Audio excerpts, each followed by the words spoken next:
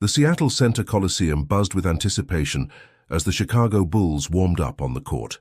It was February 1998, and the air was electric with the knowledge that this might be the last time the legendary Michael Jordan would play in Seattle. At 35 years old, rumors of his second retirement swirled through the sports world, making tickets to Bulls games the most coveted items in every NBA city they visited. Fans had lined up for hours in the drizzling Seattle rain, clutching their precious tickets and Jordan merchandise, hoping for a glimpse of greatness that they could one day tell their grandchildren about. 12-year-old Kevin Marshall sat in the stands, clutching a well-worn basketball that had seen better days. Unlike the other children who proudly displayed pristine Bulls jerseys with Jordan's iconic number 23, Kevin wore a faded thrift store t-shirt that he had carefully drawn Jordan's number on with permanent marker. His mother, Sarah, a single parent working 2 jobs, had sacrificed 3 months of savings to surprise Kevin with these tickets, not the expensive courtside seats, but high up in the nosebleeds where the players looked like animated figurines. She knew what this meant to her son, who practiced jump shots in their small backyard every day, regardless of the notorious Seattle weather. The pre-game festivities continued as the announcer's voice boomed through the arena, introducing the Bulls' starting lineup. The crowd roared at the mention of each player, but when Jordan's name echoed through the speakers, the noise was deafening. Kevin stood on his tiptoes, craning his neck to see over the taller spectators in front of him. His mother smiled, gently placing her hands on his shoulders to steady him. "Can you see him, honey?" she asked, knowing how much this moment meant to her basketball-obsessed son. "I can see him, Mom," Kevin exclaimed, his eyes wide with wonder as he watched his hero effortlessly sink basket after basket during the warm-up. Jordan moved with a grace that seemed impossible for a man his size, defying gravity with each leap toward the hoop. Kevin had memorized every documentary, every interview, and every statistic about Michael Jordan. He knew about the cut from his high school team, the championship wins, the temporary retirement to play baseball after his father's death. To Kevin, Jordan wasn't just a basketball player. He was proof that with enough determination and hard work, obstacles could be overcome. Sarah noticed her son's hands trembling as he clutched his worn basketball. "Maybe he'll sign it after the game," she suggested, though they both knew the chances were slim. Players rarely ventured up to the highest seats, and the court was guarded by security personnel who kept eager fans at bay. Still, Kevin nodded enthusiastically, hope lighting up his eyes. He had written a letter to Jordan months ago, pouring his heart onto the page, telling the basketball legend how he inspired him to keep pushing forward despite the bullying at school and the financial struggles at home. He'd never mailed it, too, afraid of rejection, but he had folded it carefully and tucked it inside his jacket pocket, just in case. The game began with intensity, the Seattle Supersonics determined to defend their home court against the reigning champions. The first quarter was a back-and-forth battle, with Jordan displaying the skills that had made him a household name worldwide. His fadeaway jumpers, lightning-quick drives to the basket, and defensive prowess had the crowd alternating between cheers of appreciation and groans of frustration. Kevin's eyes never left number 23, studying every move, every gesture, mentally recording them to practice later. During a timeout in the second quarter, the Sonics mascot entertained the crowd with antics that had everyone laughing. Cheerleaders tossed T-shirts into the stands, none reaching the upper levels where Kevin sat. The Jumbotron switched to a dance cam, zooming in on various spectators who enthusiastically showed off their moves. Kevin shrank into his seat, mortified at the thought of being put on display. His mother nudged him playfully. "Come on, where's that confidence you have when you're shooting hoops?" As the second quarter wound down, the Bulls had established a comfortable lead. Jordan had already scored 24 points, making it look effortless as he glided across the hardwood. The Sonics called a timeout and players huddled around their respective coaches. It was during this brief pause in action that Jordan seemed to scan the crowd, his eyes moving methodically across the sea of faces. Kevin held his breath as Jordan's gaze swept over their section, though he knew the player couldn't possibly pick out individual faces from such a distance. The third quarter began with renewed energy from the home team. The Sonics closed the gap, bringing the crowd to their feet with each successful play. Jordan responded with his trademark competitive fire, sinking a three-pointer that silenced the arena momentarily before the basketball fans acknowledged the brilliance they had just witnessed. Kevin clapped until his palms stung, jumping up and down with excitement that made the worn basketball tucked under his arm slip away and bounce down several rows of seats. "Mum, my ball!" Kevin gasped, watching in horror as his prized possession tumbled down toward the lower levels. Sarah stood up, trying to track its descent, but the basketball disappeared into the crowd. Kevin's face crumpled, tears welling in his eyes. That ball represented countless hours of practice, of dreams, of connection to the game he loved. Sarah put her arm around him, promising to get him another one, but they both knew it wouldn't be the same. Unknown to them, their small drama had caught the attention of an usher, who reported the incident through his radio. The fourth quarter arrived with the game surprisingly close. Jordan wiped sweat from his brow, his competitive nature evident in his focused expression and deliberate movements. The Bulls needed this win to maintain their position in the standings, and Jordan wasn't about to let his team down. With 6 minutes left on the clock, he drove to the basket, soaring through the air for what promised to be a spectacular dunk. The crowd held its collective breath, thousands of eyes following his ascent, and then gasped as he was fouled hard, sending him crashing to the floor. A hush fell over the arena as Jordan lay on the court, the medical staff rushing to his side. Kevin stood frozen, his earlier distress about the lost basketball forgotten in the face of this new development. Would his hero be able to continue? The Jumbotron zoomed in on Jordan's face, grimacing as he rotated his wrist carefully. After a tense minute that felt like an eternity, Jordan rose to his feet, the crowd erupting in relieved applause. He approached the free throw line, his face a mask of concentration as he prepared to take his shots. It was at this precise moment that something extraordinary happened. Jordan paused before taking his free throw, turning toward the stands with a curious expression. The referees followed his gaze, confused by the delay. Jordan seemed to be looking for something, or someone in the crowd. He spoke briefly to one of the officials, who looked perplexed, but nodded after a moment's consideration. The crowd murmured in confusion as Jordan handed the ball back to the referee and walked toward the sideline, his eyes still scanning the audience with determination. An arena staff member approached Jordan, listening intently as the basketball star spoke and gestured toward the upper levels. The staff member nodded, then picked up a courtside phone while Jordan returned to the free throw line, sinking both shots with his usual precision. The game continued, but there was a strange energy in the air, as if everyone sensed that something unusual was unfolding. Kevin, still mourning his lost basketball, barely noticed when an usher appeared beside their seats, leaning down to speak quietly to Sarah. "Excuse me, ma'am," the usher said, his voice barely audible over the roar of the crowd as the Sonics scored a three-pointer. "Is this your son? The one who lost his basketball?" Sarah nodded, confused, as Kevin looked up with red-rimmed eyes. "I need you both to come with me, please." Sarah hesitated, instinctively protective. The usher seemed to understand her concern and added, "Mr. Jordan has requested to see him. Something about a basketball?" Kevin's jaw dropped, his brain unable to process what he had just heard. In a daze, Kevin and his mother followed the usher down several flights of stairs, through corridors they would never have accessed with their regular tickets. Kevin's heart pounded so loudly in his ears that he could barely hear the continuing game, the sounds of squeaking sneakers and cheering fans growing louder as they approached the court level. "Wait here," the usher instructed, positioning them in a small area just behind the Bulls' bench. Kevin stared in disbelief at the backs of the players, Jordan's number 23 just feet away as he played defense on the court.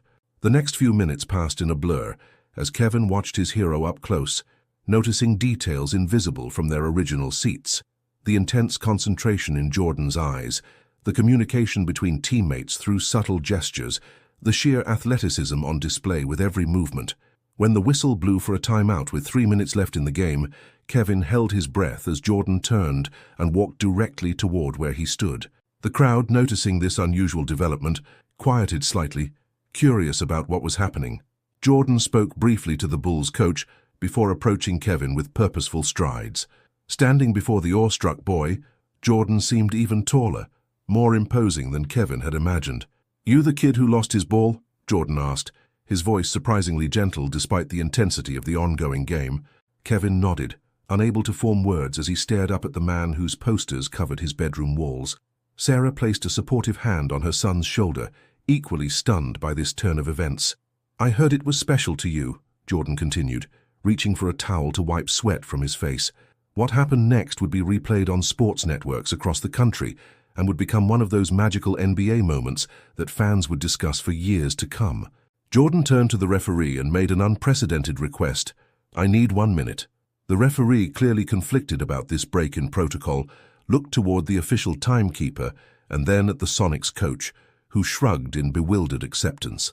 The game clock stopped, and a murmur of confusion rippled through the arena as Jordan placed his hand on Kevin's shoulder and guided him onto the court.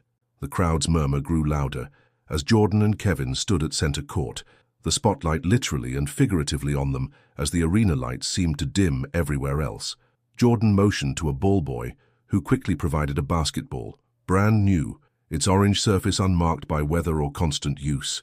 Kevin stood trembling, overwhelmed by the attention of thousands of spectators and the proximity of his idol. Jordan leaned down, his words inaudible to the crowd, creating a private moment in the most public of settings. "I understand this means something to you," Jordan said, his voice low enough that only Kevin could hear. "Basketball isn't just about the game, it's about what it teaches you. Persistence, work ethic, rising after every fall." Kevin nodded, fighting back tears as Jordan continued. "I heard from the usher that you've been practicing every day, rain or shine. That's the kind of dedication that matters." Kevin wondered how Jordan could possibly know this, unaware that his mother had shared this detail with the sympathetic usher, who had recognized Jordan's rare gesture for what it was. Jordan straightened up, spinning the basketball on his finger with effortless skill before handing it to Kevin. "Show me your form," he said, loud enough now that nearby microphones picked it up, broadcasting his words throughout the arena. The crowd fell silent as Kevin, hands shaking, took the ball and faced the nearest hoop. It was the most intimidating moment of his young life, attempting a shot with Michael Jordan watching in an NBA arena with thousands of spectators holding their breath. Kevin dribbled once, twice, then raised the ball as he had practiced countless times on his homemade backboard. The shot arced through the air, its trajectory imperfect, but true enough. The ball hit the backboard and circled the rim once before falling through the net. The crowd erupted in cheers as if Kevin had just won Game 7 of the finals. His face broke into an astonished smile as Jordan gave him an approving nod. "Not bad, kid. Now let me show you something." Jordan took another ball from the ball boy and demonstrated a proper shooting technique, his movements fluid and precise. "It's all in the follow-through," he explained, placing the ball back in Kevin's hands and positioning the boy's fingers correctly on the surface. With Jordan's guidance, Kevin took another shot, this one smoother and more confident. It swished through the net without touching the rim, producing an even louder cheer from the increasingly invested crowd. Jordan smiled, that famous smile that had graced countless advertisements and magazine covers, and gave Kevin a congratulatory pat on the back. The moment was perfect, a dream come true for the boy who had spent hours imagining just such an interaction. But what came next would transform this already incredible experience into something neither Kevin nor anyone in the arena would ever forget. Jordan knelt down to Kevin's eye level, placing both hands on the boy's shoulders. The arena had grown so quiet that the squeaking of Jordan's sneakers on the polished hardwood echoed throughout the space. Kevin's mother watched from the sideline, tears streaming down her face at the kindness being shown to her son. Jordan's expression grew serious, almost solemn, as he leaned in close to Kevin's ear. The Jumbotron zoomed in on them, capturing this intimate moment between legend and fan, though the words remained between them. "I need to tell you something important," Jordan said, his voice barely above a whisper. Kevin held his breath, ready to receive whatever wisdom his hero was about to impart. "Something I've never told anyone else." The seriousness in Jordan's tone made Kevin's heart race. Was he about to learn some secret technique, some philosophical insight that had helped create the greatest basketball player of all time? Jordan's next words came slowly, deliberately, each one landing with weight.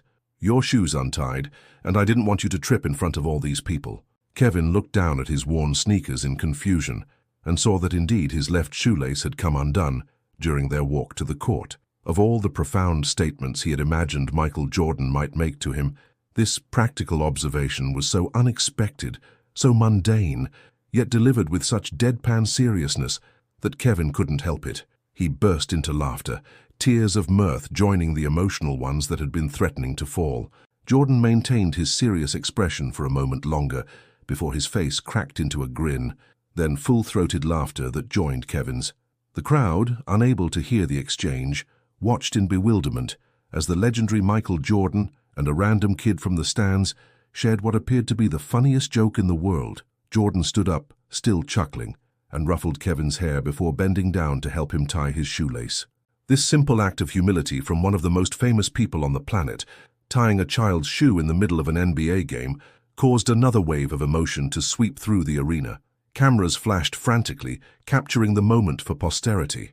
But Jordan wasn't quite finished with his impromptu mentoring session.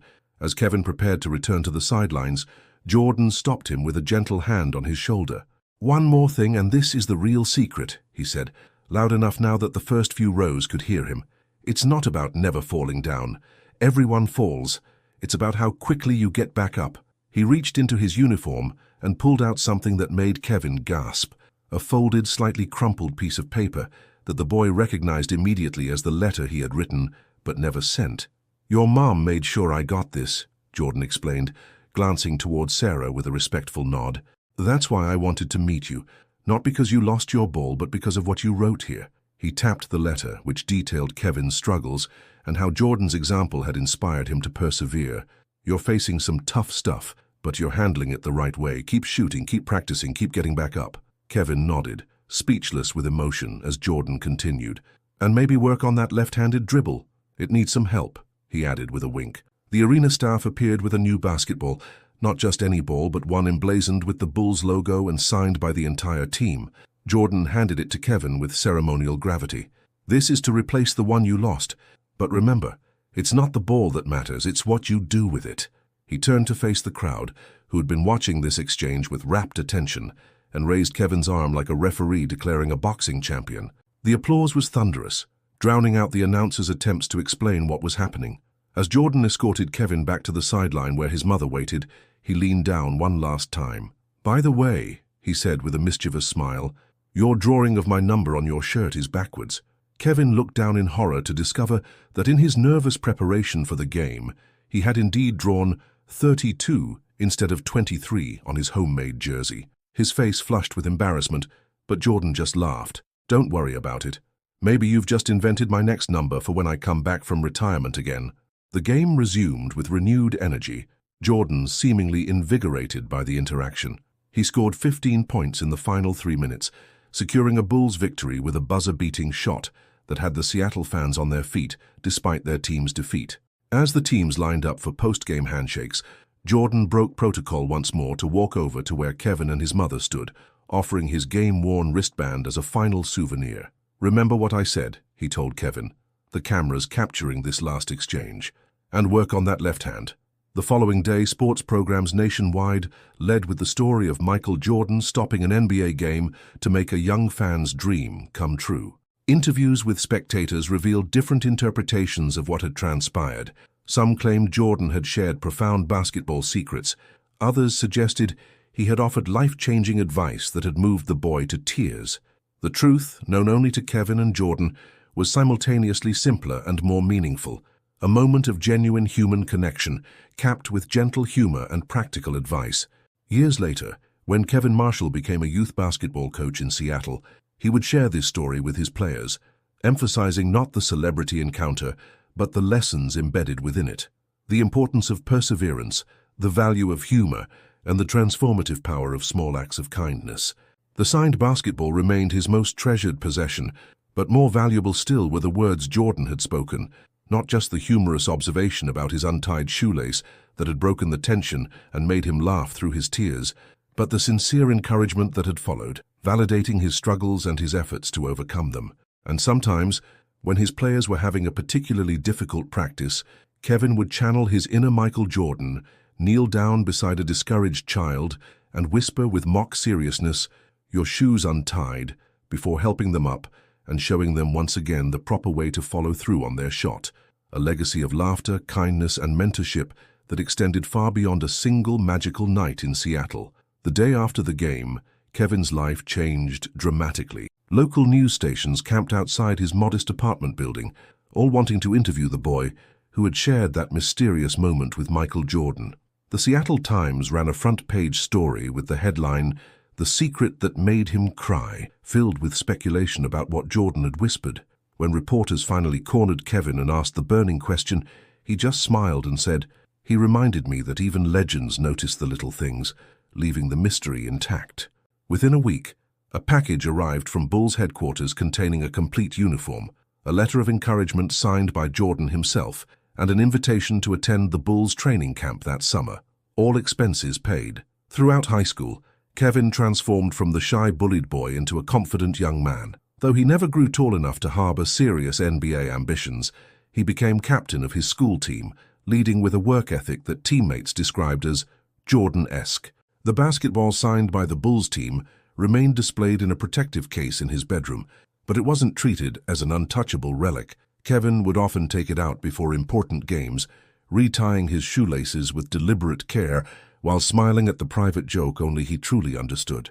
His mother kept a scrapbook of newspaper clippings and photographs from that night, adding Kevin's academic achievements and basketball milestones alongside the now famous image of Jordan kneeling to tie his shoe.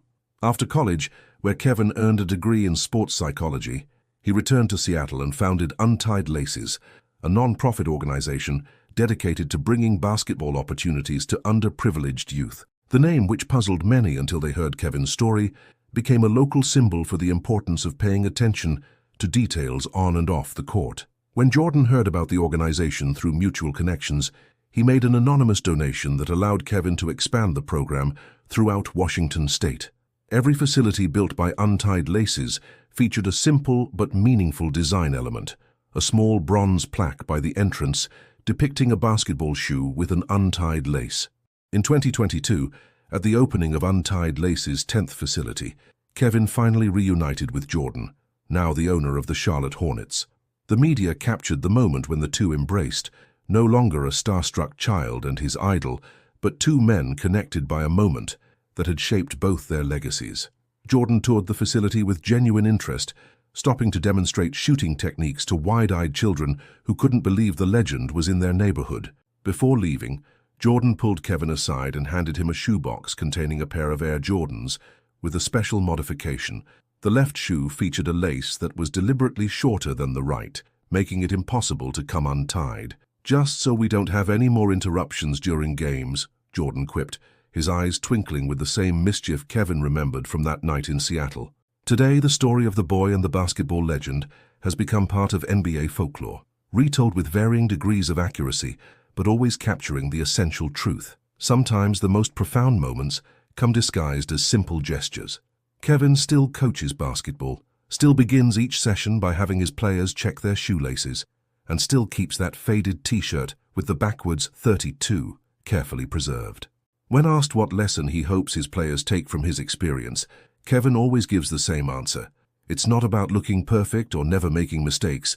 It's about having the courage to step onto the court in the first place, even with your shoelaces untied.